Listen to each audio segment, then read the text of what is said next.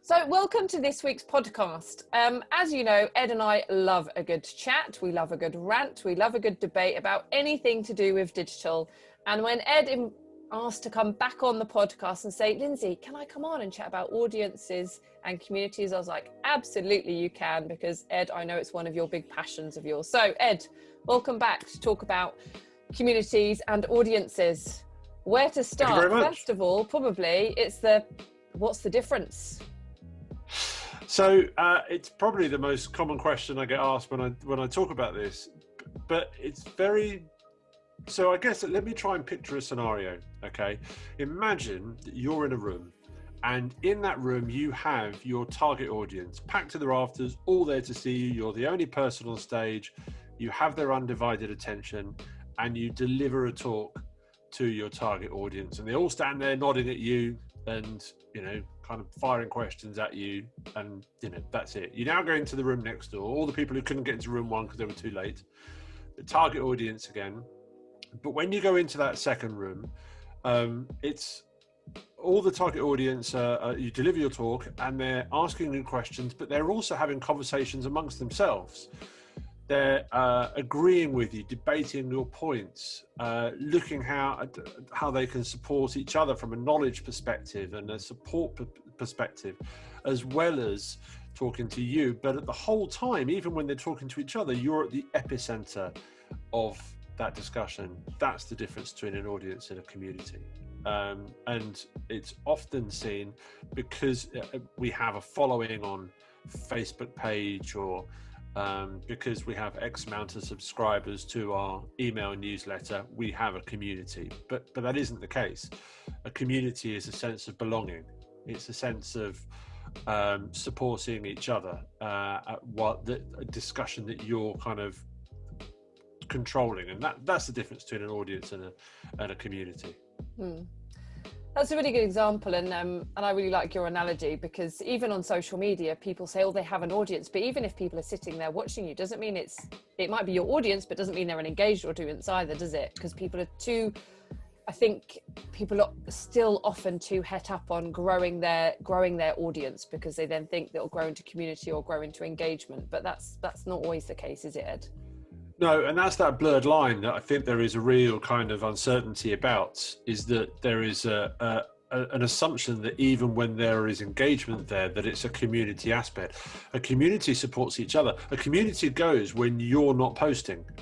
So when you're not part of the room, when you leave that second room, just keep the analogy going, but that discussion continues, that's a community.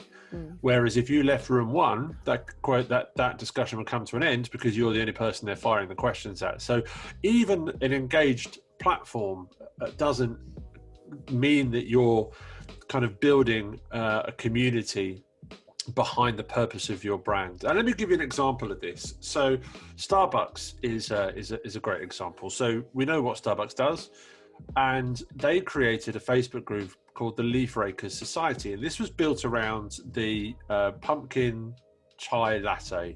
I've never had one of these, but they're very popular in autumn, apparently. I don't know if you've had one, Lindsay. It's a bit too sweet for me, but my husband's a bit of a fan. Okay, so they could have created a group or a discussion merely about the drink, but you can imagine that there's only so much that can be talked about. So the Leaf Rakers Society is a Facebook group with about 40,000 people on it that discuss everything to do with autumn, or the fall, as it's known in America. And it's all the discussions around that time of the year. And autumn is very often many people's favourite season in the year. Yeah. Not mine, but that's not what we're here to discuss. So it's not about Starbucks. It's not about the drink itself. It's about the autumn and people's love and people's challenges and the time of year that is so evocative in many people's lives. And of course, the argument to that is, well, what's that got to do with coffee? It hasn't arguably got anything to do with coffee, but it's that sense of connection and belonging with the brand who's facilitating that community that makes you feel closer to it. And arguably, we've been doing this longer than digital technology is allowed. So take the cola wars, the 90s, well, actually, if we go beyond that, in the 60s when Coke was outselling Pepsi by about 6-1, and Coca-Cola was representative of everything there is to do with America, the holiday season, Santa Claus, etc. And Pepsi decided to hit back with a change of tactic, but by building a community, a sense of belonging for a younger audience. So they started the Taste the Generation mantra, which kept going for so long, which separated Pepsi drinkers from the Coke drinkers, which were their parents and grandparents. And suddenly this new generation that wanted to feel different, that wanted to feel more connected, were now part of this community that had exceptional economic fortunes for the Pepsi brand and market share fortunes as well. And again, it wasn't about just force feeding the drink. It's about giving the audience that sense of belonging, that sense of purpose, that you've got their back, you're on their side, you know what their pain points are, you know what they love to talk about, and you're going to be there for them to give them the platform to have that discussion. And that's the connection to the brand. Yeah. And that's not easy to create, is it? I mean, you've given a great analogy and example from Starbucks, but it's not easy for a brand to suddenly create a community, because it takes a lot of hard work. You can't force the issue, because if you're wanting people to chat amongst themselves when you're not there, that's not an easy thing to facilitate. I think probably the thing that the most prominent one that comes to mind for me is the agriculture sector. Now, people often think, even now, oh, the agri people, the farmers aren't on social media. Go and take a look at Twitter is all I would say. And look at the hashtag AgriChatUK or AgriChat. It's a massive community, and it's driven around farmers engaging with farmers, because before social media was around, community was around, wasn't it? Community hasn't arrived since social media arrived. There's always been a community within different countries, different villages, different interests, and farming is no different. Farmers used to chat over the hedge. They'd chat about if they needed to borrow a tractor, if they needed to borrow a trailer, or if they needed help shifting something. And that has transposed, still face to face, but still very much online. And it's not just about helping to borrow tractors, it's about supporting their mental well-being, because farmers have a huge, unfortunately, big mental well-being problem because of working remotely, stupid hours, etc., etc. So that's probably the most prominent community I've seen on. But it's not an easy thing to create, is it, Ed? Are there any tips in terms of how an organisation could go about or even consider creating a community? So I think the example that you gave is great there. And if you take the agriculture industry, the best support for the farmers across the UK and any country are the other farmers in that country. So there has to be a platform for them to discuss. And you're right, AgriChat is a prime example of that. But it's worth mentioning in terms of the tips and advices, there is no special source of this. In terms of there isn't a quick win. You can't, as you said already, create a community that's going to grow and flourish exponentially from day one. It's going to take time, because I remember I can't talk about community without mentioning Freelance Heroes, but it's a prime example of, I had an idea when Freelance Heroes, so that's a community of around 10,000 freelancers in the UK, of this is what I want Freelance Heroes to be, these are discussions we're going to have, and the community decided, no, we don't want to do that, we want to have discussions about this, and the community led the kind of direction of the discussions that were in it. I merely facilitate those discussions to happen, and you have to create a platform that is flexible, that gives control to its members, but you also have to have a sense of purpose. And I get asked a lot by people who say, I want to start a Facebook group, for example. And Facebook groups are great. It's the place I wish LinkedIn groups were at. They're far more, the user experience is more positive. There's greater control, but again, a different one for a different episode. But the idea is that you have to understand, well, what does your audience get from being part of that community?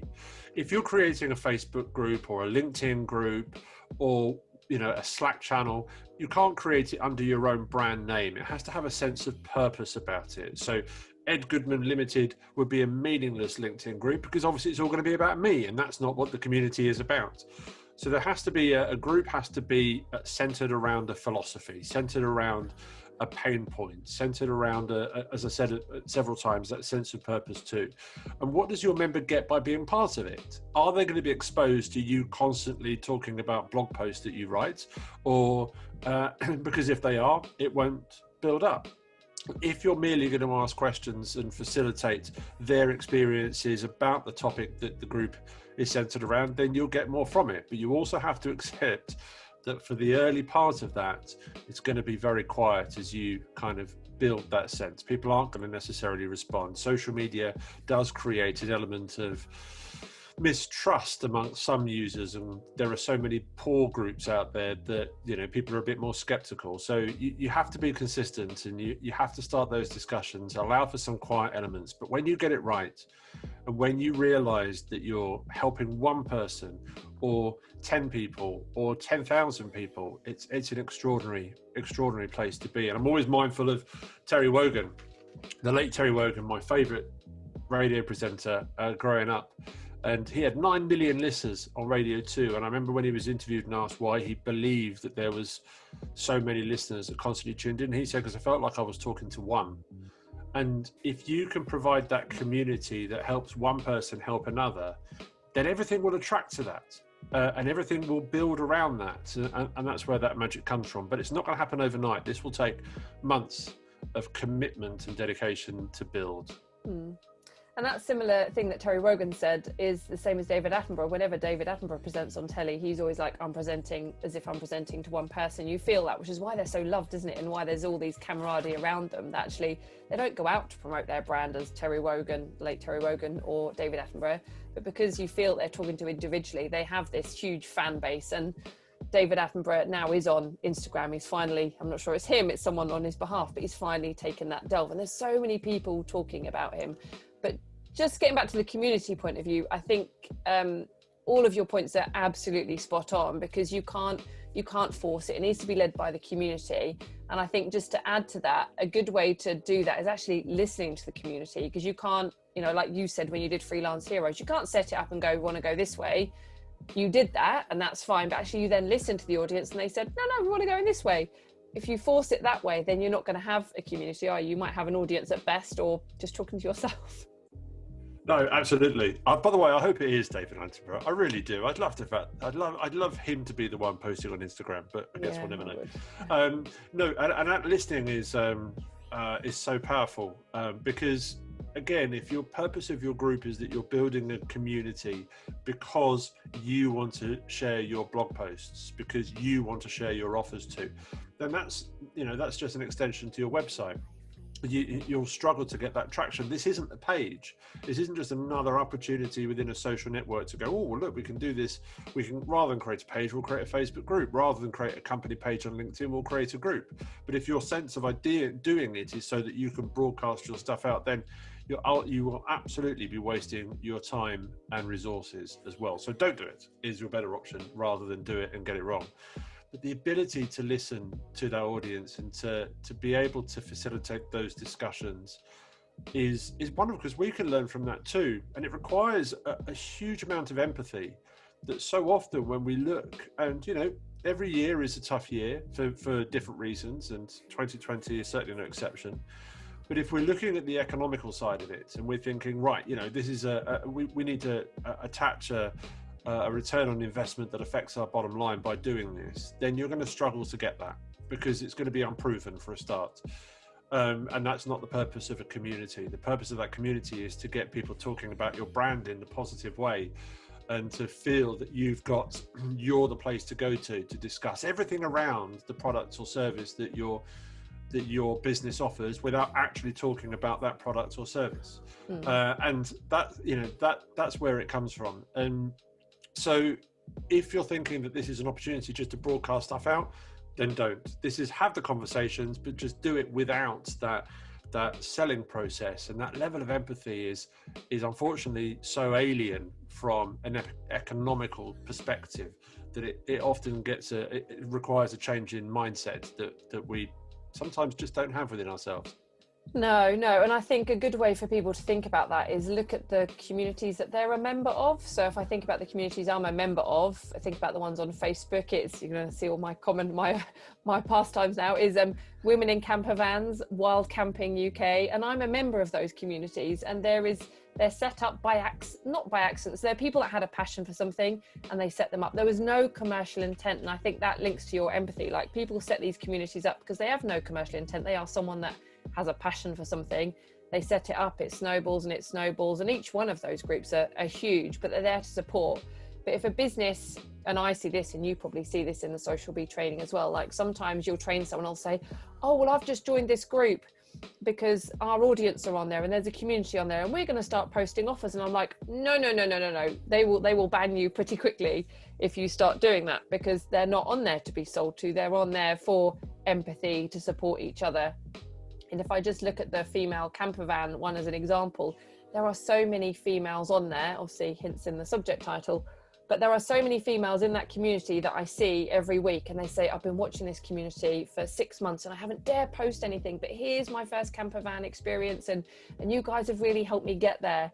That's what community is all about, and that they're supporting each other. But those things, like you've said, that often happens by accident. That can't be forced. But what organizations can do is listen in those communities and not go commercially posting, but just listen and really wear those people's shoes and see what their wants and their needs are. And you'll see that actually not many of them are commercial. It's about a subject matter, isn't it? It's about a subject matter, a passion, and something that they want to help each other with. I think when we're looking at those communities, don't just look at the online communities too. If you're part of you might be listening to this during lockdown or not, of course, but if you are, then put yourself into the mindset of when lockdown wasn't around and you're in a situation where you might be part of a coffee morning or a fitness group, but that's an outdoors, physical, or in a different location. Just take the purpose. Why are you a member of that group? And then put that mindset into a digital format, because the concept isn't any different. No. It's just the platforms that are different. So, in Persia in the 1600s, communities and business groups and community leaders would meet in the coffee houses to talk about business, local politics, community. Nothing's changed. It's just the platforms that we're using have changed. The concepts are just as much as relevant now as they were then. And that's, if they just, and also think of it like a friend. If we have a friend that constantly just wants something from us, then we're going to put them to the back of the list of friends we remain close to. That's the things that we all need to shift. And as we go back full circle to Starbucks, I think it was Howard Schultz who started the Starbucks, who said, when you're surrounded by people who share a common passionate commitment around a common purpose, then anything is possible. And that's where the power of a community truly comes from. And I think just to round that off, a really good example of that is the agri guys on Twitter. When they had all that flooding, it was a few years ago now, but when we had all that flooding in Somerset, there was one farmer, Andrew, who'd only literally been on Twitter a couple of weeks, and he could see what was happening in the news with all the farmers like losing their farms, losing their animals, and he just couldn't sit and watch it. So he turned to Twitter and he said, what can we do about this? And the whole power of Twitter got, farmers would, and they couldn't have done it without Twitter. Perhaps they could with telephones, but that whole community helped each other and helped the farmers in Somerset. And they also turned to the supermarkets and put slight pressure on them. He got an MBE out of that. It was not his intent to go into that to get an MBA out of it, but he was really ingrained in that community and said, look, I can't just sit here and watch this. Let's turn this community and help each other. And that's exactly, what it's all about. And it was, there was farmers just like in tears at how that community has supported them from just one tweet that someone just had as an idea within that community. So it can add phenomenal value, but I think the whole pretense is no commercial intent, need apply, empathy, no. please apply Absolutely. Here, apply full empathy, no commercial intent. I'm reminded of one in Freelance Heroes 2 of a woman who, she was a freelancer. We still talk about this now, and this was about 2 years ago, where she put into the community that she had 66p left into her account. Now, it's easy to judge and criticize how she left and got herself to that point, but she posted there it was like 9-10 o'clock at night, very much a case of, I don't know what else to do, can you help? And within a matter of an hour or two, she private messaged me and said that she had 2 full A4 pages of practical solutions to help support her business, because the community offered that. No one was selling her advice. No one was saying, sign up to my program and you'll get the support. It was purely out of well, I tried this, or you should try that. And she ended up with 2 pages of practical solutions, which she implemented. And 2 years later, her business is thriving. And she said that she wouldn't have happened without that community there to go to. And, it's just the example of the agricultural supports, freelancers, and any business has a community ability. You've just got to find it and then put it out there and allow it to grow organically. Mm-hmm. What a phenomenal story. 66p left in her bank account, and I was thinking, okay, maybe people had offered her money, and I'm sure if she'd have wanted money, people had given it. But it comes down to the analogy of the fish analogy, isn't it? Give someone a fish, they'll eat for a day, teach them how to fish, and they'll be fishing for life. And that's a perfect analogy of that. Of they would probably put their own shoes on, thought, I don't want to be a charity, I don't want to be given money, but give me some hints and tips, and I will go and implement them, but I need some help. So that's. But she also didn't say, I'm really struggling, can someone employ me? She didn't say, ask for money, as you say. She immediately went, I don't know what to do, what can you suggest? Yeah. It's quite a brave thing to do, asking for help, but again, a different topic. But to do it in such an open way, in a trusted community, I think just goes to show how powerful that a real community can be. Yeah, wow. Well, fascinating to chat. I think we could probably chat about this subject all day, with lots of different great examples and hints and tips, but there was lots of communities out there. But I think today we've really addressed the difference between a community and an audience, and they are phenomenally poles apart. So any last hints and tips to share with us, Ed? No, other than that, just to say, allowing yourself the time to dedicate to it, and sometimes just go with it, go with your gut, and it can be a wonderful thing. And other than share us the stories when you do.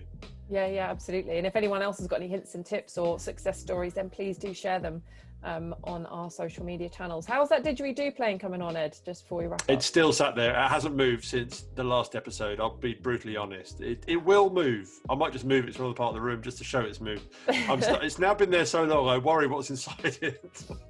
Dust, probably, if you've not been playing it. We need to do a podcast. But I stand by my promise. It will get used at some point soon. Yeah, we need a little didgeridoo intro on our podcast coming soon. Well, thank you so much for your time, Ed. As always, it's been fascinating to chat to you. For those of you that have any hints and tips or questions, please join us over on our social media channels. Ed and I are always more than happy to have a discussion or chat about any of the subjects that we've chatted to recently. But thank you very much, Ed, and we'll speak to you all soon. Take care. Thank you.